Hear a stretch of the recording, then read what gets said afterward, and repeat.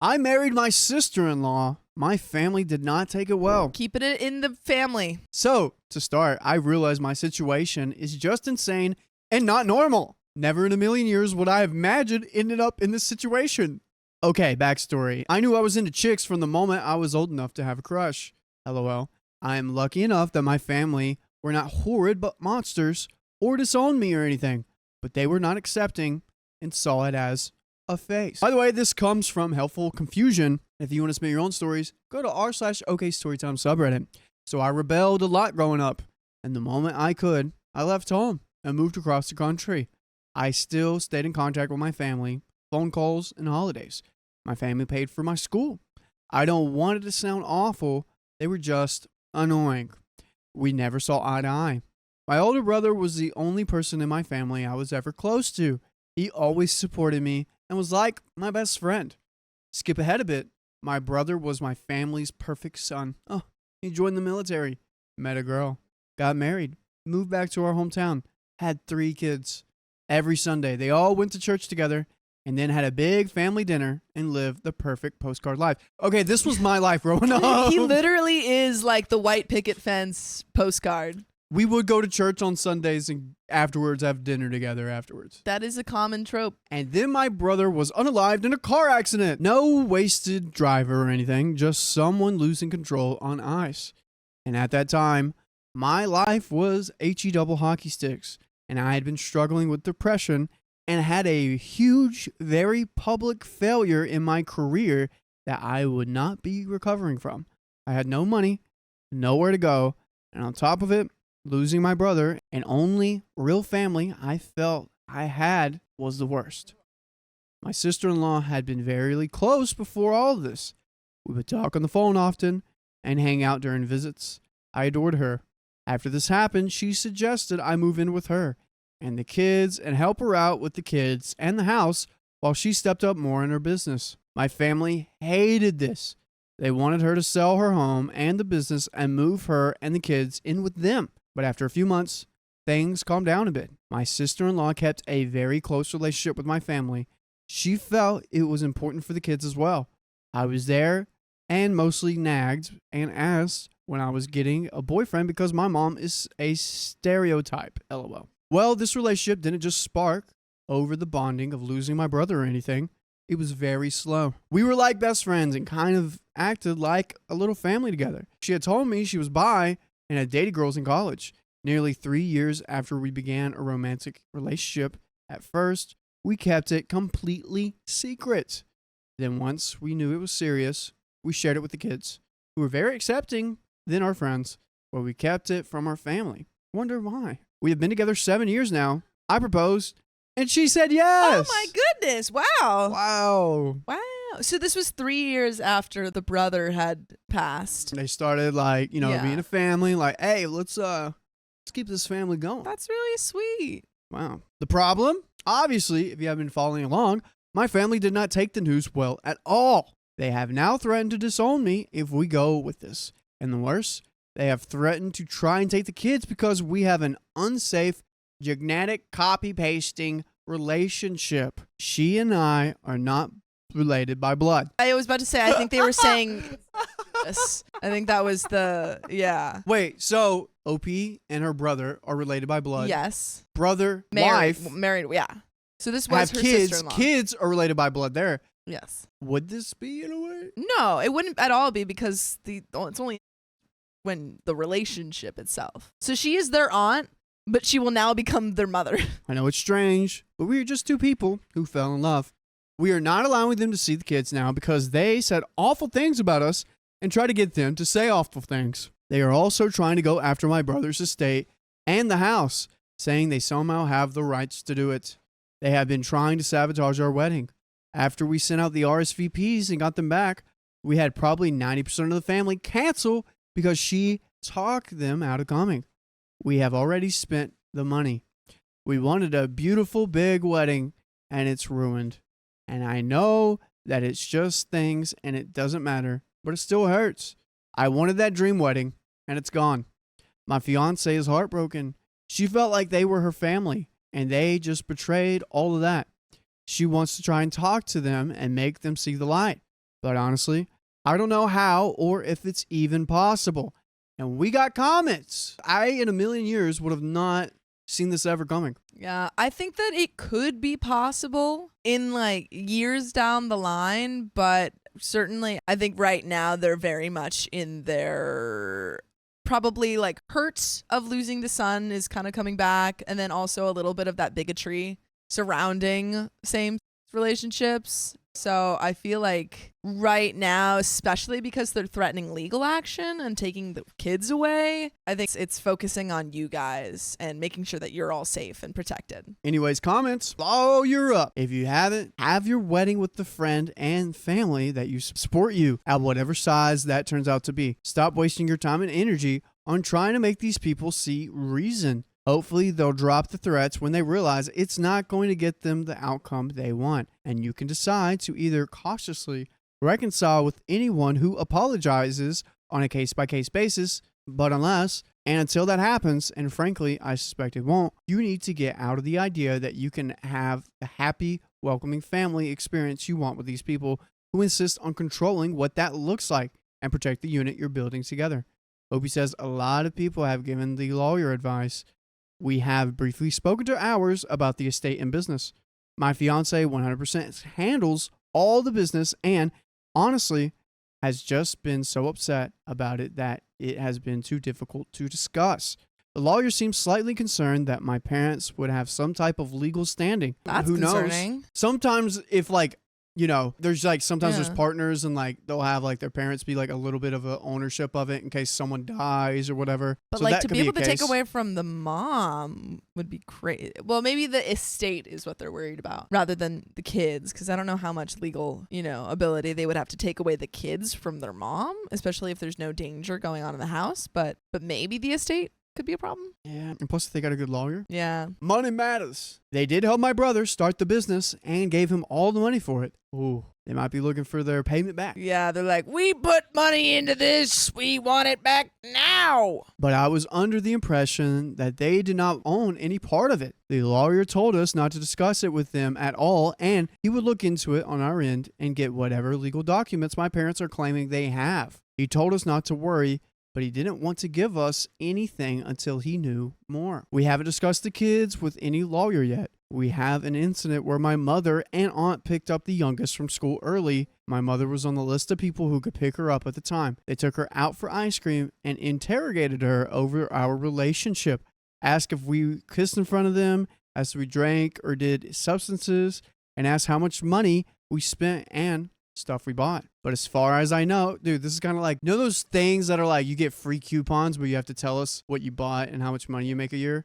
That's what that sounds like. It sounds like they're going to get that data and sell it to people. Yeah. They're just yeah, data they're sellers. like, we just have a couple questions.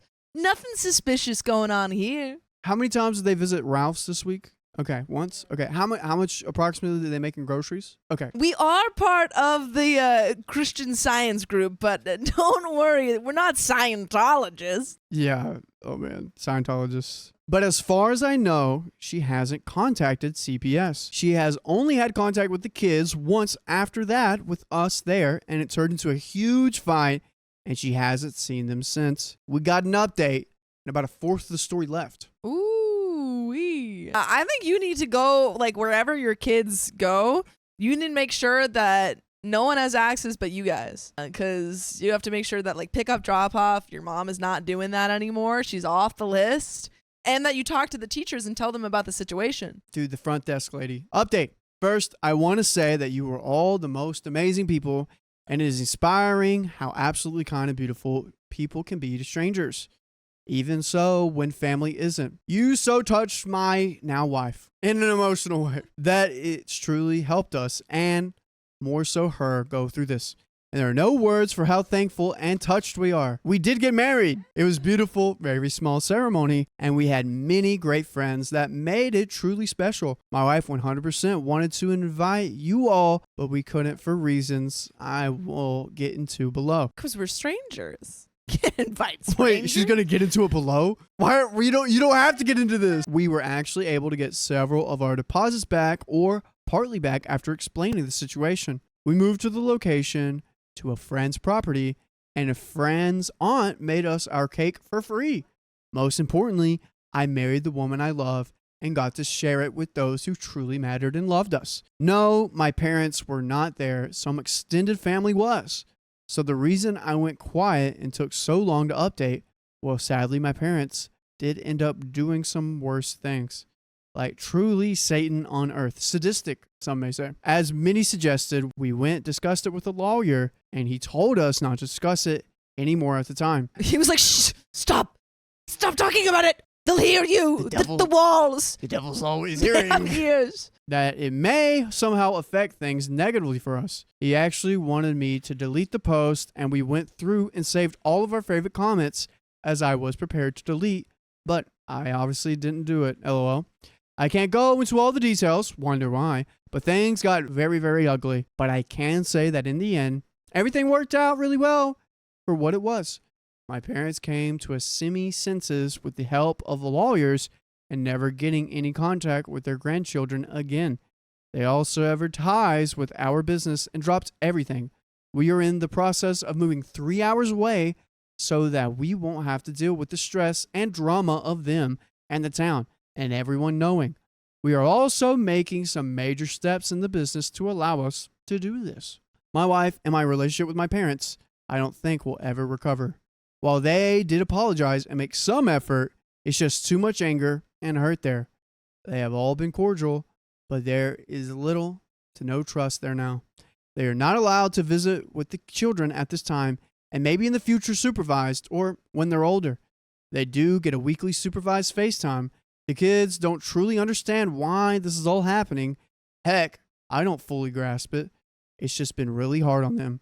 They don't get why we didn't spend Thanksgiving with grandparents and why we won't see them at Christmas. And by the way, you can see us on any holiday that you make or that is actually real. All you got to go to is your favorite podcast platform, which would be iHeartRadio, or sometimes Spotify, or sometimes Apple Podcasts. And search up OK Storytime, and we'll be with you. Hold your hand through any holiday. We'll be here this Memorial Day. So, any other thing? I think that's very fair. You guys are like, it's going to take some time. Yeah, they apologized, but also they sued you. Basically, I think they at least got lawyers involved. Seems like it was very ugly. They were trying to get your children involved, saying nasty things about them. And it seems like only the thought of never seeing the grandkids again and some other legal stuff has gotten them. Yeah, got to them. So it's like, oh, you didn't do it out of love for me. It was because you were going to lose something. Now you feel it. Yeah, so that it definitely would take a lot of time and a lot of them apologizing and making, doing the work. Yeah, it is kind of crazy how much like parents flip as soon as they don't have access to the grandbabies. It's like, what about your children? We lost hope in them. I already had 18 years with them. They're still hoping the little ones. Yeah. I think that's the hardest part in all of it. As much as it hurts me that my parents did this to me and treated me this way, knowing that the kids got hurt sucks. They still love their grandparents, and that is why we are allowing them to still be in their lives somewhat. Anyways, things are truly good though right now. And again, I can't thank you all enough. Just at that time, things were so horrible, and being able to read through the comments with my wife and see her light up and smile, it was beautiful. I seriously credit the friendly, sweet people for helping us get through that.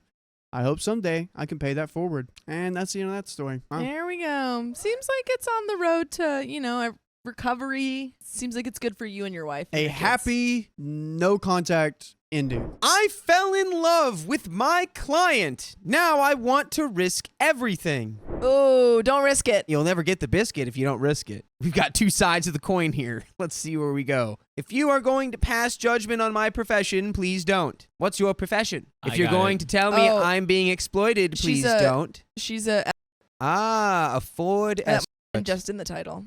A Yes. wonderful make and model of a automobile. I am not here for that. I took on this client about a year ago. I was immediately struck with how handsome he was. As I got to know him, he showed himself to be a kind, sweet, charismatic, and utterly brilliant person. He is always gentle. I never had to enforce any boundaries with him. By the way, this comes from user Throwaway ESC. And if you want to submit your own stories, go to the r/OK Storytime subreddit. So, over the last year, I have come to look forward to visits with him above any of my other clients. If there's a scheduling conflict, I'll give him the priority. Lately, I've been more intimate with him than my other clients. Cuddles, kissing, hugs, and other things I don't do with my other clients. I love my overnights with him. We have long, deep talks about everything. We have a lot of shared interests, and we just get along really well. I feel very safe with him. I am falling in love with him. It's never happened to me before. I've always kept emotions separate from my work, but I can't help it with him. I will spend time with him that I don't bill him for. I spend extra time with him and just love to be with him. I've been spending time with him casually, going on dates, I guess, for lack of a better word, that I'm not billing for either, and the lines are starting to become very blurry. I don't know what to do. I think I want to move the relationship from professional to personal, and truth is, it's already become personal to me. But I can't imagine he would be okay with my work if I was his girlfriend. I am afraid of being rejected by him and ruining our work relationship. I think I would give this up to be with him, but that presents a whole new set of problems for me in finding a new career. I don't know what to do. Do I go for it? Risk rejection and ruining our professional relationship? Do I give up my career for him if he says yes? I don't think I could continue this if I was with him personally. Do I stay silent and continue our relationship as is, or do I drop him as a client altogether? I was never looking for a guy to save me, but I can't help what I'm feeling for him. Well, don't think of it as like saving you from anything. Right. It's just like, oh, I really like him, Don't and save her. you know, I think I want to like pursue a different career if I'm with him. That's okay. It's giving me a Nora. You know? There's nothing wrong with your job. It's just realizing that like your priorities are changing. Well, here's what I'll say. Is there anything wrong, like, morally with being an escort? Like, I don't think so. Like, there's nothing morally incorrect about doing that. However, the job has its problems. Of course. Naming, like, this is a problem. Yeah. You have a professional relationship with this guy that if you try to move it outside of the professional relationship, you might have to be like, oh, well, I don't want to do that with you because you're an escort. There's some edits here. Edit number 1, I know why he's single. His wife passed away in an accident 3 years ago. Edit number 2, I can't believe how many responses this post has gotten. I'm going for it. I'll tell him this week. Now to figure out how. Lots have asked if I have a backup. I do. Edit 3, I'm about to leave for lunch with him. I'm not going to bring it up yet, but I do intend to ask him if he ever sees himself getting married again. I didn't expect to see this much support. Okay, lunch was nice. We had a good time. I did ask him if he felt he could ever be married again. He said 3 years ago the answer would be a hard no, but now he wasn't so sure. Then he asked me if I ever saw myself getting married. I asked him if he wanted to come to dinner at my place tonight, not work, just personal. He said he'd like that. I'm going for it. I'm like, you already like halfway went for it. Okay, we've got some comments. There's a third comment here. I'm not going to comment on your situation, OP, but this post could give false hope to a whole bunch of guys who use Come on. escorts. Who cares? What? Yeah, we're not responsible for everyone's life. Oh, boo-hoo. Yeah, Pretty Woman could have given false hope. Like, come on. If the same post came from a guy using an escort, the overwhelming response would be, she's a professional and doesn't love you. You're right. This should never happen. We're supposed to keep our personal feelings separate from all this. I'm crossing boundaries I shouldn't be crossing right now. That's part of why this is so hard for me. No, I've never been put in this situation, and it doesn't happen often. None of the other working girls I know have gone through this. Final update. Well, I truly didn't expect this post to get the reception it did. I didn't think this many people would care and become so invested in my story. I really didn't expect all the support I got, and I was floored with comments, PMs, and chat requests. Some were about what I expected. Accusations of being a gold digger and can't turn a gardening tool into a housewife type comments. That's really the response I expected. What I didn't expect were the thousands of comments and messages of support. You were all right in that I did know what I really wanted. I did know what my heart was telling me, but seeing thousands of people tell me to go for it was the push I needed to not waste any more time. Shoot your shot, right? I'd like to address a few things before I get into the update. A few people mentioned the story about his wife maybe being fake and him being secretly married. I was pretty sure he wasn't married. I did out calls to his home, and my married clients never take me to their home, always a hotel. But I was regularly in his home. I saw the pictures of her around the house. I know she was real. How can I trust a guy who uses escorts? Well, this is a silly thing to judge him on, considering what I do. I can't imagine judging a man for using my service. I was his first, too, and unless he's a good actor, I know the awkwardness of a first-timer. and he was definitely awkward when we first met. I never asked him if he started seeing other escorts because frankly, it's none of my business. I should wait for him to approach me. Unfortunately, this probably wouldn't work. As the lines become blurred, I did tell him about a few clients who became overly possessive, obsessive, and jealous, and I had to drop them. I'm sure he thought the same would happen to him if he tried to tell me he wanted a personal relationship. I had to be the one to make this move. Do I want to do this forever / do I really want to give it up, the job? Different variations on this theme of leaving the biz, some in favor, some against. Bottom line is, I don't think I see myself doing this into my 30s. It used to be fun and exciting, but lately it hasn't been. Probably because you like this man and now you have to kind of pretend or put on the show for other clients. Well, it seems like you're thinking about him a lot. Yeah. Which is okay. Isn't it the pop culture thing of it's like in the brothel? It's a young person's game. And then you've got like one older lady who's like, I run the joint. I run the brothel. In my day, I used to be the prettiest.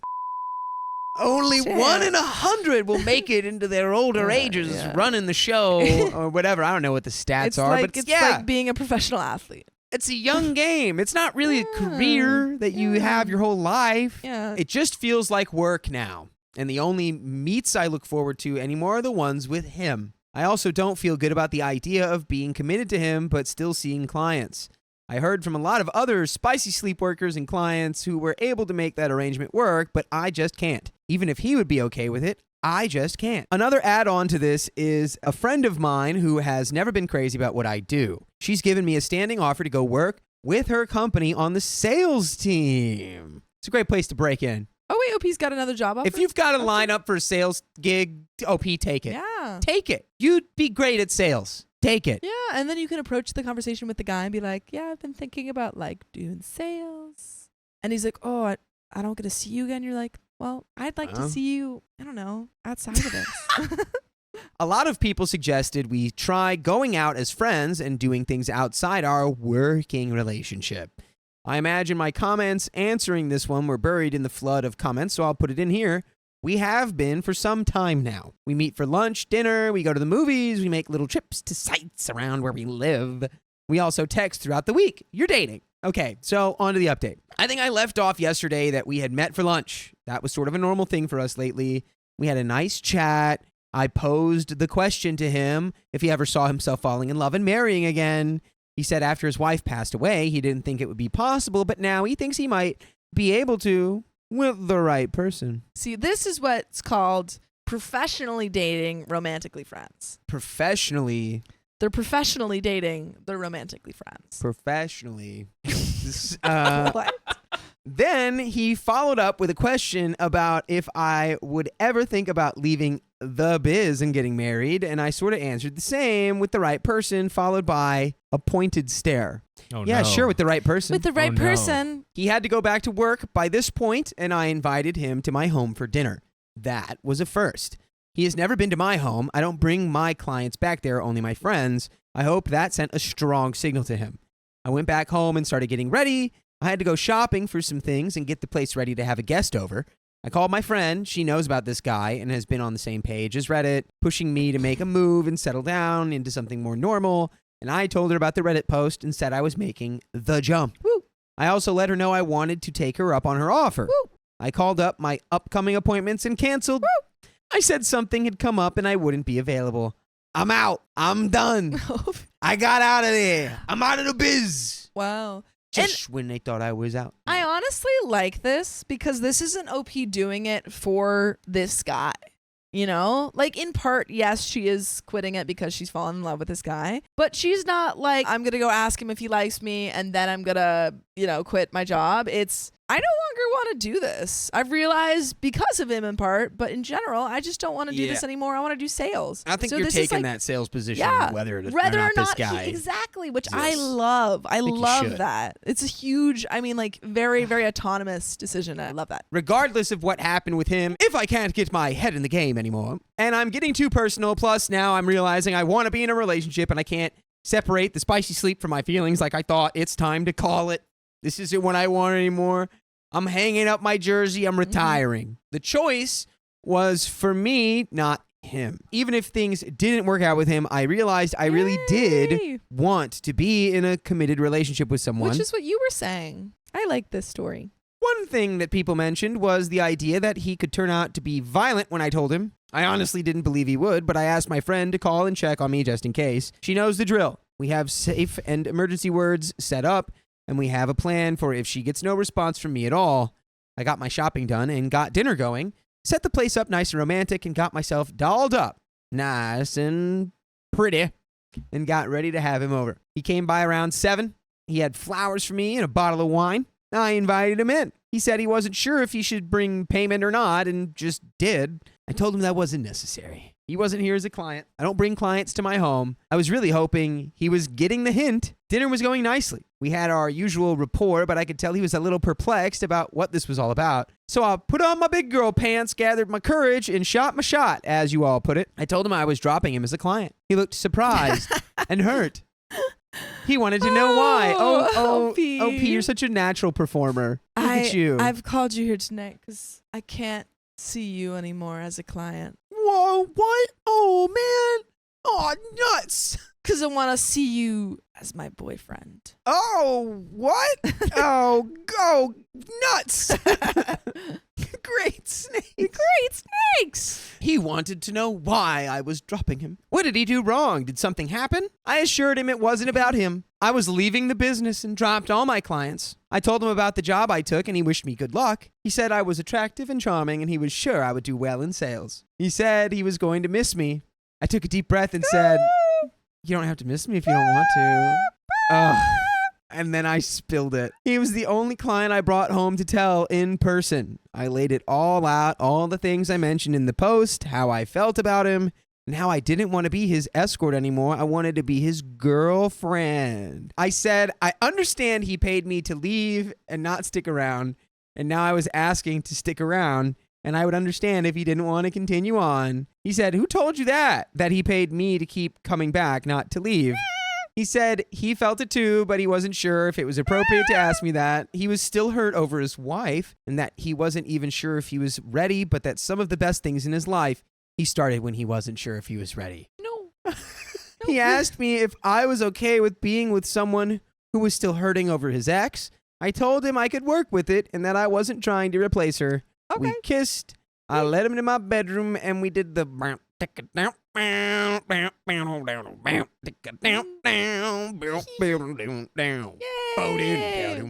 It's not like he's not over his ex in a way that they broke up and, he's still in love with her. This is like his ex passed away. Yeah. It's a totally different type of, thing to get over. 100%. And it's going to take a lot of time, and he may never he's never going to forget her. He's never going to stop loving her. I'm going to butcher this, but it's Butcher. about grief. And I think I've said it on here maybe once before, but it's that it'll be okay. It's it doesn't necessarily become okay. No. It's just more that manageable. And then grief will change you and you move through it and you become this new person who has this loss that they experience.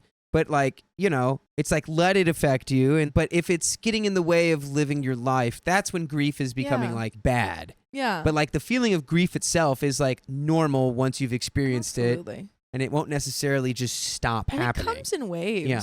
We spent some time after in each other's arms talking about what comes next. He offered to help me make the transition, but I told him I wanted to try and do this on my own and not rely on him. I appreciated his offer, and if I needed the help, I would ask, but I need to try on my own at first. He respected that. I told him that things would change now as his girlfriend.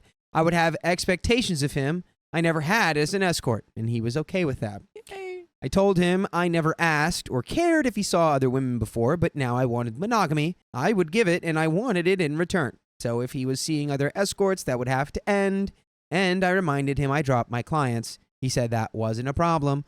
I was the only one. He spent the night with me and left this morning. Where is this going to lead us next? I have no idea. Maybe I'm making a huge mistake. Maybe this was fate. Maybe this was God working in mysterious ways. Maybe we're just two lost and lonely souls tossed around by the stormy seas of life that managed to find each other and cling to each other. Fate, fairy tale, or fluke, we're going to see where this leads us next, and we're doing it together. I'm excited, elated, and terrified all at once. My whole life has drastically changed in just one day. I didn't intend to move this fast, but once this train started rolling, it seemed like there was no stopping it. To everyone who said I was a worthless witch who could never be loved, Yeah. F you you. too from your beautiful relationship. Don't let the haters be haters yeah. because they're all lonely and cruel. Exactly. To everyone who expressed concern, thank you. Maybe this is a mistake, but I have to find out. To everyone who encouraged me to go for it, thank you. You were right. Yay. Without the thousands of responses to go for it, I would have languished in that limbo a lot longer. And by the way, you can not languish, but you can hang out in our limbo, which is over 2,000 episodes full of stories just like this on Spotify, Apple Podcasts, iHeartRadio app, wherever you listen to podcasts. All you got to do is search OK Storytime. And then you can listen to it all. The whole kit and the caboodle included. Do you know what a caboodle is? It comes with the kit. Yeah, wow. The kit and the caboodle. Yeah. Yeah, Well, I don't know there what you it go. is. I don't know. Jared says, well, this is a cute story. How are they going to tell people how they met? They are going to face some judgment. I mean, I'm sure she already faces that if she tells anyone what she does for a living. I met at work. Yeah. We met at work. Yeah, met at work. We met at work. I mean, like anyone who she's like actually very close to probably already knows that she's an escort. I gotta imagine if you're down Yeah. to be an escort, you can't Yeah. really be caring about that stuff. Yeah, and you're probably surround yourself with people who like are not judgmental. Hopefully. I don't know, self-assurance is gonna be like, yeah, I did that. There is a little bit of story left. Yeah. No, A I little have a bit friend more who like story. kind of in a less, less professional sense, but like did kind of do that with like older people. Mm. And the main thing that I noticed was like the amount of empathy that they had for the people that they were like having experiences with and stuff. It was never like, spicy. It was always, more about like Just the taking emotional someone side on and out on giving the town. well, just like spending time with them, it's like the loneliest thing. So it's, Yeah. As a final thought, I want to say that this isn't normal. If you see spicy sleep workers, don't think this is the norm and that the women you see may also fall in love with you. While I'm sure it happens, and I've heard from others who were in similar positions to mine, it's really not the norm. it's like the lottery. Well, it happens at some point, right? Yeah, it's like the lottery. It's like, ooh, maybe I'll be the one. I'm the winner. If you're considering spicy sleep horizontal tango work because you think you can find Prince Charming, know that this outcome is very unusual. Oh, and I hated Pretty Women, by the way. That's the end of the story.